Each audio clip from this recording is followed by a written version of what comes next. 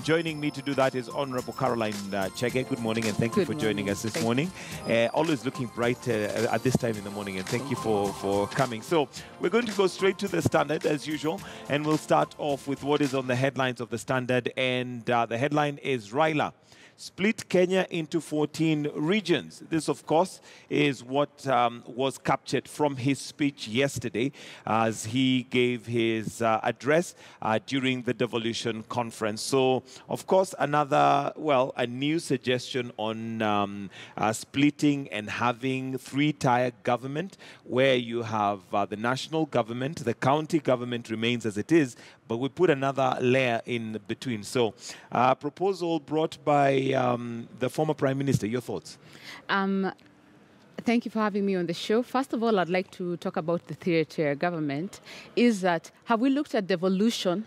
And we have seen that it is working. Devolution is being frustrated, but it is a gift and an asset in this nation. Have we audited the devolution process that is going on so far? It is not right for us to put devolution aside for another form of government, and yet we have not seen it work. It is like a child who has just begun walking and he has 2 feet, and then you decide at 1 year, because he's not walking, give them a bicycle. let us add for them a third leg before you've given them the opportunity to grow. Let us give devolution the correct environment for it to grow, for it to be able to have a chance to be able to meet the needs of the people. As Raila rightly said, it is the greatest gift that Kenyans have given to themselves. So let us give an environment. It is because it is being frustrated.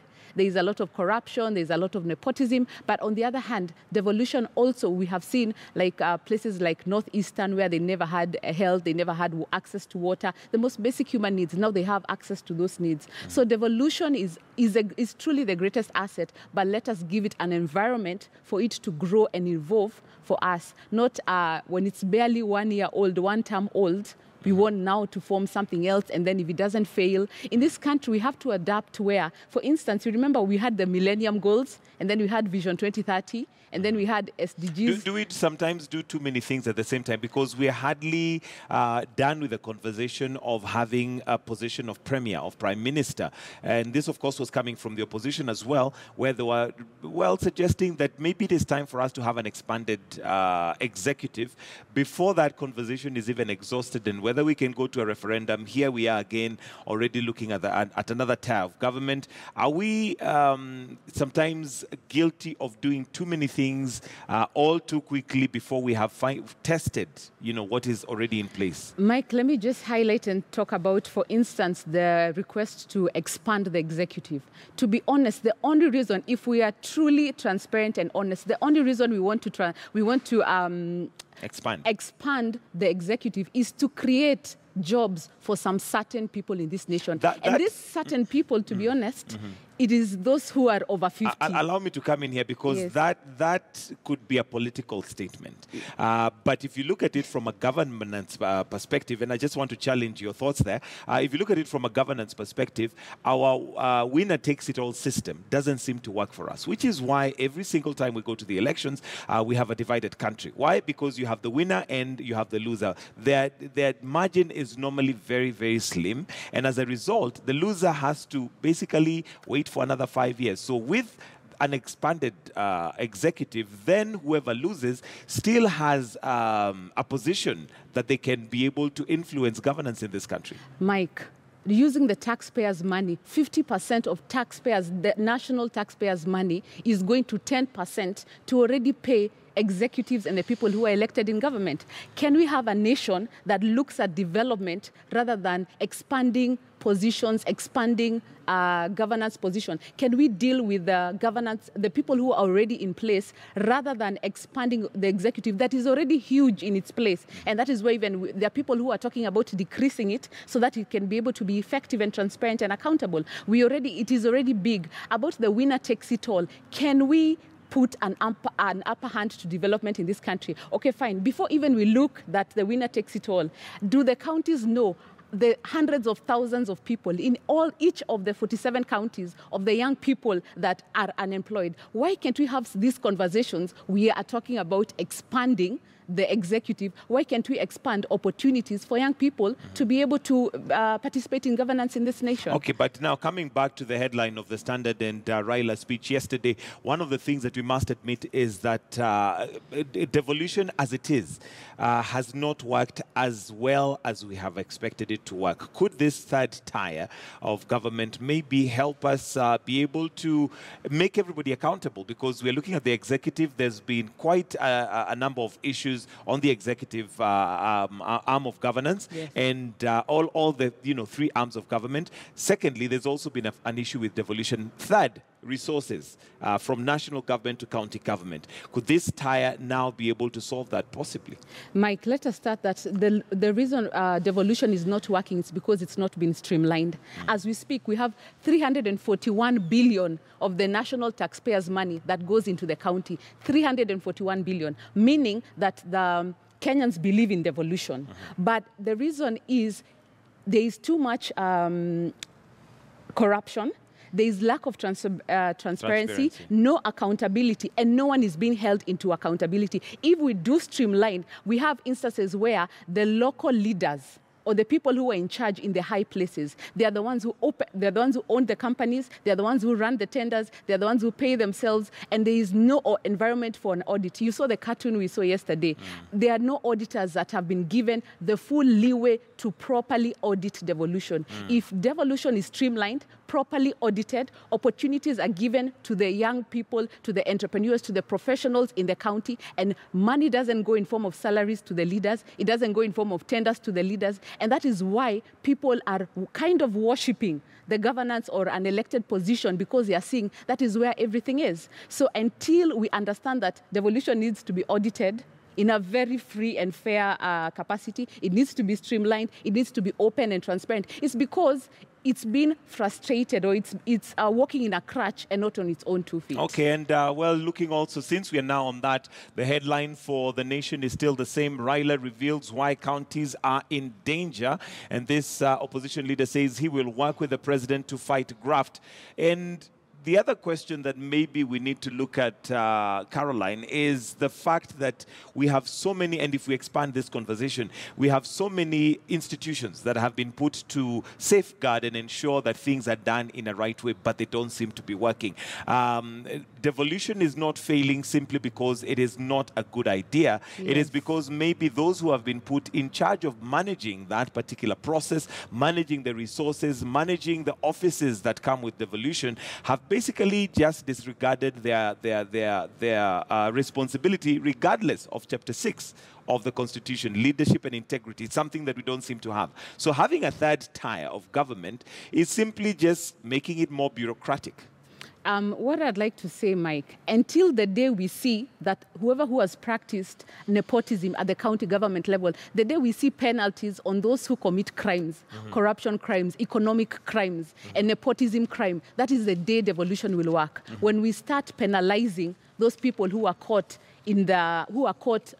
playing roles against devolution, because corruption is against, it seems to be accepted. Corruption, nepotism, personal gain, preferences, no one has been caught to penalty. No one has been caught being rewarded or being penalized. And still, until we start rewarding and penalizing in the devolution at a very grassroots, at the county level, that is when we'll see devolution work. But if we keep talking about devolution, the negative side of devolution, and never highlighting the positives, not penalizing and not rewarding, we will not see the fruits of devolution. So I guess those who have bad manners in regards of, taking care of those offices, unless they're dealt with and dealt with properly, then we continue talking about it. It is greater than bad manners. It is economic crimes. And, these economic crimes are as bad as, you need to go to The Hague for economic crimes at this rate, because that is what is making our nation. When I hear people talking about that, they want to expand the executive.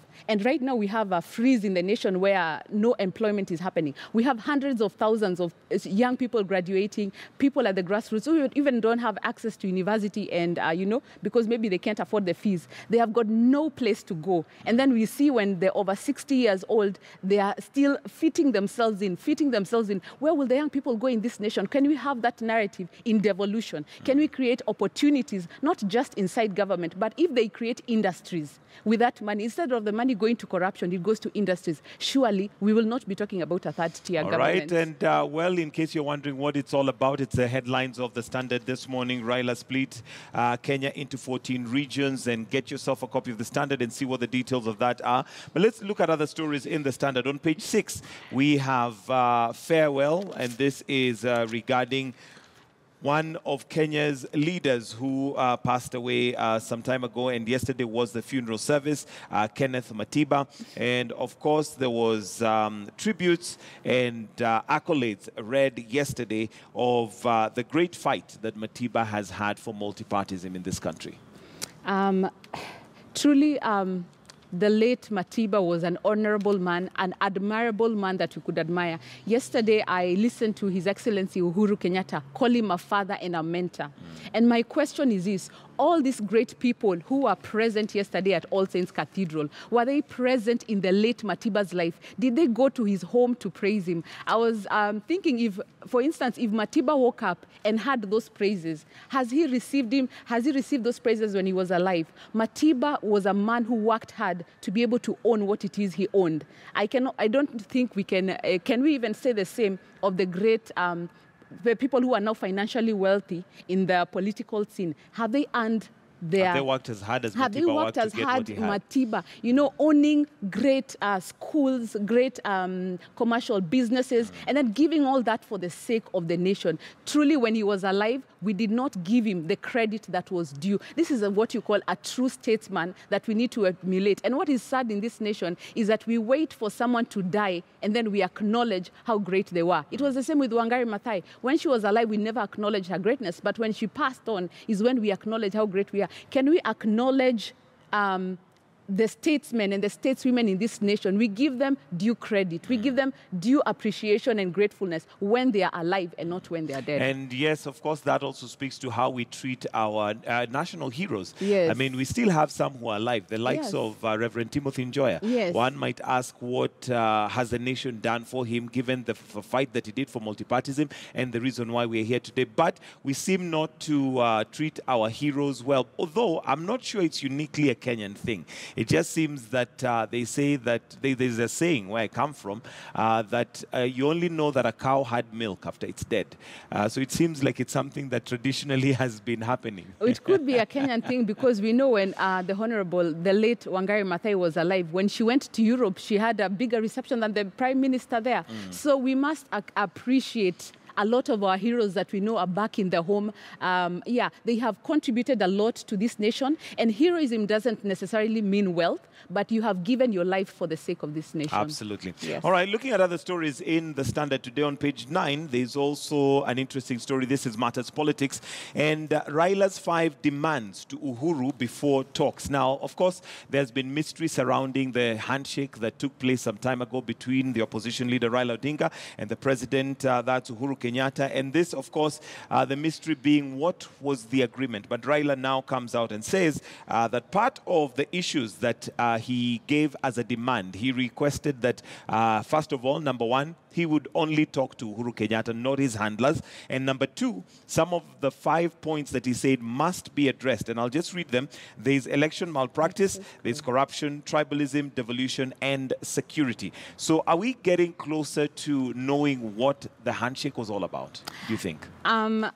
Let us agree that even if we choose to focus on these 5 points, I recently had the Honorable Raila Odinga yesterday speak to the audience in Kakamega. And when he was speaking to the local Mwananchi, I never had one word on corruption, tribalism, and devolution. His main agenda was his vision 2022. And that he wants a clear system of election. Until our leaders start a narrative of devolution, of development, these are young people who he's telling, 2022, we are coming back, and they are cheering. But do these people, right now, it's during the day, do they have jobs? Are they going to school? Are they building their capacity? As leaders, I think the law the judiciary or the law enforcers must put a mandate where they must enforce a law. Even maybe a policy must be passed that no talking about, no politicking during this season, we need to start talking about development. That is the only way we can grow. One might argue that most of these things have a political inclination to them, because with bad leadership, you'll never get jobs. With bad leadership, the economy cannot change. So we need good leadership for us to be able to make that progress. And as a result, if anybody feels disgruntled with the current leadership, then they're free to come out and say the reason why we don't have the 1 million jobs that were promised per year is because the leadership is not able to deliver. Very true what you're saying. Can the Honorable, all the leaders who want, can they stand in podiums and say how it is that they're going to implement security, how it is that they're going to give young people's jobs, and, the election malpractices, what can be done? Rather than fighting, can we show how corruption can be stopped from the county level? Can we see Raila stopping corruption from his basic Nyanza, Kisumu? Can we see him stopping corruption from his most basic county? Until we see these things, we focus on development, on devolution, and then that's when things will make sense. Because even as much as we want to speak about leadership is, you want him to enter into place. That means for the next 5 years, there is no action being done because you're waiting for a certain leader to enter into place. Can you perform with the government that is at hand? Because for 5 years, you're going to miss out on development, social economic gains that you could have gained instead of waiting for 5 years. You understand? Yeah. Yes, and again, of course, going back again to devolution, the whole point of devolution is for these resources to be, first of all, distributed to the county level. Then those counties are able to take care of the needs of the people, of the residents in their area. But let's look at the nation this morning, and we've already tackled the headline. Raila reveals why counties are in danger, and of course, that proposal that he gave yesterday during his speech at the devolution conference. But that we've already tackled. We've also looked at the journey of liberation and champions, final journey. That is the funeral service that took place of the late Kenneth Moi. But also another interesting story here, which I think is of major interest, is the question of Ndakaine and Kenya's only half-empty dam. We've had torrential rains for the last month or so, or maybe slightly over a month. But it is interesting that Ndakaine Dam seems to be the only dam that is not receiving any benefits from the rain. I really want to highlight that this is an interesting nation where there are floods everywhere but our main dams. So Ndakaine Dam gets its water from Abadeas. The people from Abadeas are saying that all the trees have been completely distracted. Now, because of the distraction of the environment, the catchment areas have been interfered with. And until we deal with environment, I do not understand how in the Big Four agenda, environment has not yet been mentioned, because it is a key issue.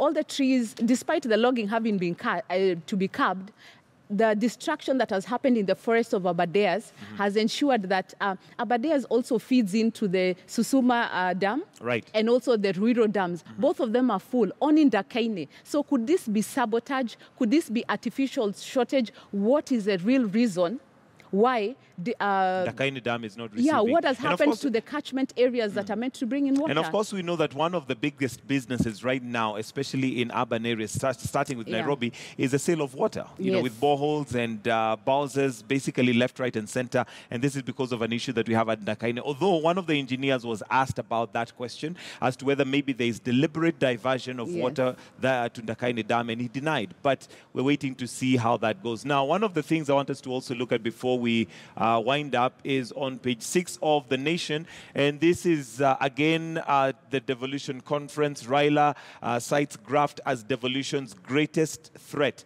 This is going to be one of our topics that we're going to look at today, because one of the issues that possibly has not been tackled well is corruption in terms of devolution. There are those who have a narrative that what we've done is purely just devolve corruption. And the question that we'd like to find out from you this morning is whether you have paid a bribe or have been asked for a bribe at your county for you to get a service. Have you bribed? Have you been asked for a bribe in your county? And we would like to hear from you whether you've had that. So anyway, corruption, of course, being one of the biggest, what I'd say, cancers of devolution. Very true.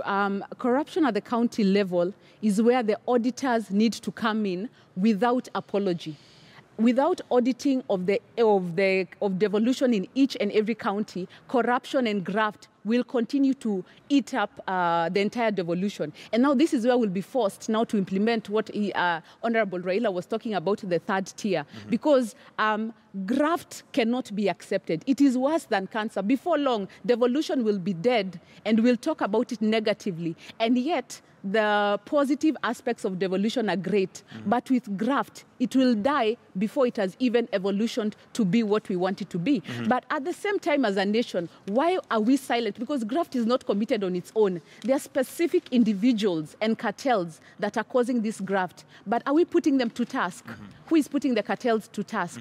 Who is putting this, the people who are committing crimes, graft crimes? Are we putting them to task? Or are we silent about it? Or is it accepted? Or is it something that we actually look up to, that if I one day get that position, I will behave the same? And I'm reminded of the time the Pope came to Kenya, and one of the things that the president asked at that time is for divine intervention. I'm wondering whether Kenya, what we need is divine intervention, because as much as we keep complaining about graft, this graft is not only seen at the top level. Yes. We are also fueling it from wherever we are. It's almost become our culture. However, of course, the greater responsibility is on the government to crack the whip, because if they put things in place, I'll take a case in point. When Mishoki was Minister for Transport, people had gotten to a point where they would actually arrest police officers, citizens arrest, take them forward and say, this guy was asking for a bribe. So it looks like it's catch-22, but maybe we need divine intervention at some point. To be honest, we don't even need divine intervention. We need to be sincere and honest with ourselves. Until a governor ensures that he himself is not corrupt and fires, demotes, and does away with every corrupt person. For instance, there is an issue with Ndakaine.